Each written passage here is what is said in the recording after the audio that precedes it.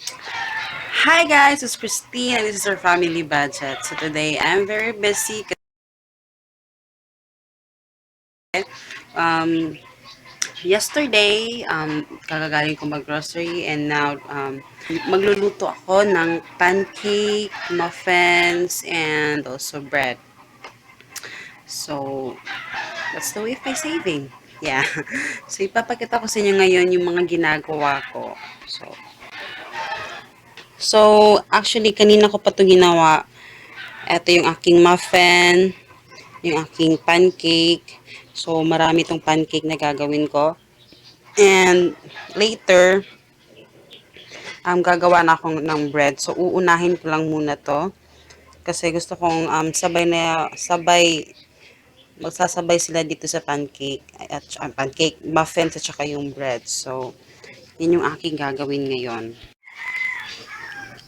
So, eto na, ready yung aking pan. So, ayan. And also, ang aking margarine. So, yun yung aking margarine na ginamit ko. Ito rin yung ginamit ko sa muffins ko. So, ito yung gagawin kong oil. Ito yung gagawin kong oil para sa pancake.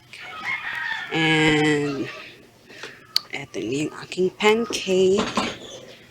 So, kinaver ko lang siya ng cling wrap. So, medyo umalasa na siya. Actually, okay guys, ito yung aking first pancake. So, ayan. So, medyo malaki siya, no? So, paisa-isa talaga yung ano ko dito pagluluto talaga kasi medyo gusto ko kasi malaki talaga yung aking gagawin na pancake at, at medyo maliit lang naman yung aking pinaglulutuan. So, eto siya. So, yung ginamit ko guys is yung ano lang, baso na maliit. So, yung aking plato at saka yung aking ano. Okay? So, later ipapakita ko naman sa inyo kung after kung maluto to lahat, kung ano yung gagawin ko. Okay? So, eto na yung aking pancake. Tapos na ako sa aking pancake. So, ipapalamig ko lang muna to para malagay ko na siya sa ziploc bags. And now, gagawa muna ako ng bread. So, kasi papatubuin ko pa yung bread. So, yon. Diyan lang muna siya. So now guys, i-update ko lang kayo sa ginagawa ko. So yung anak ko, ayun, nanonood na siya ng YouTube. And also, yung ginagawa ko ngayon is, nagmi-mix ako ng aking bread. So eto na yung aking bread. So mini-mix ko na siya together with my flour. Ayan. And yun, ang aking gagawin na lang, eto, para straight lahat yung aking ibe-bake, hindi pa ulit-ulit. So, isasabay ko talaga siya dito para sunod-sunod lang siya. So, i-update ko kayo later guys kung ano yung mangyayari. So, guys, quick update. So, pagod na ako and I am baking now. Not actually baking, muffins and also the bread. So, ito yung aking, yung aking muffins. So, ayan siya. So, eto yung, so, dalawang batch ito yung ginawa ko. Dalawang batch lang kasi parang kukulangin ako sa flour. And, eto na yung aking bread. So, later, papakita ko sa inyo yan kasi pinapatubo ko pa siya. So, yung oven is preheat ko na. So, iniintay ko pa lang ang uminit itong aking oven. So, medyo pagod na yung lola nyo. So, paparating na yung asawa ko and hindi pa ako tapos. But, tomorrow, kindly makakapag-relax na sana ako. Hopefully. So, yung anak ko yung sinunood pa ng TV pa rin. And, yun. Yun yung update ko sa inyo. So, later, see you later. Yes. At nakaligo na ako and ready na akong matulog talaga and nag-update nga ako na finally natapos ko na rin. And so, eto na siya. Hi guys! And so, it's actually 8:30 in the evening and finally, natapos ko rin lahat. And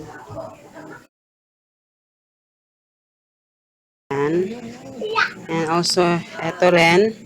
So, ilalagay ko to lahat sa, I don't think mailalagay ko to Ziploc bag.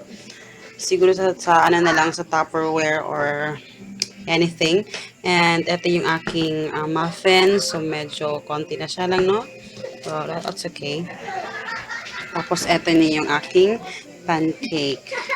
So, eto guys, lahat ng to, it's for snacks, sometimes sa dinner. So, kasi minsan gusto naming mag-bread lang. So, meron kaming nabiling jam doon. So, masarap to. Yan sa jam. So, ayan, kinain ko na yung isa. So, yan siya lahat guys. Sobrang nagabihan ako sa pag, ano talaga, para magawa to lahat.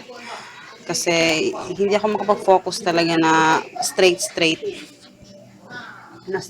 na work dito sa pag-prepare nito kasi minsan nakakapag-stop ako pag nagano yung ano ko, nag-iinerte. So, ayan. So, talagang nagabihan ako. But anyway, natapos ko siya lahat. And so, yun yung aking, ano guys, mas nakakasave ako sa ganito.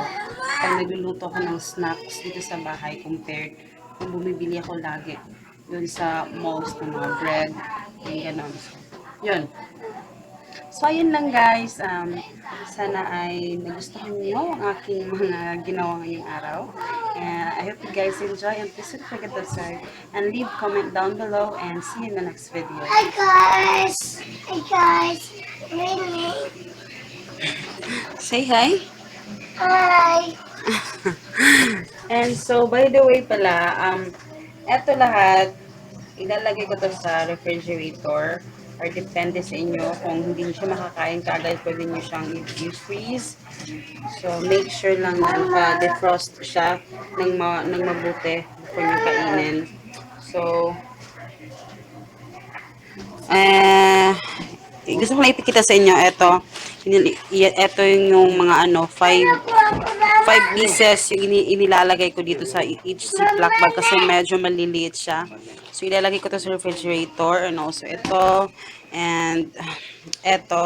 Pwede lang naman sa ano nyo ilagay sa hindi sa table lang or kung saan nyo gustong ilagay, pwede naman. Pero ilalagay ko lang siya talaga sa refrigerator. So, ayan. So, ayan lang siya guys. Gusto ko lang ano, kasi baka nagtataka kayo kung saan ko ito ilalagay lahat. So, ayan lang. Bye-bye. Good night.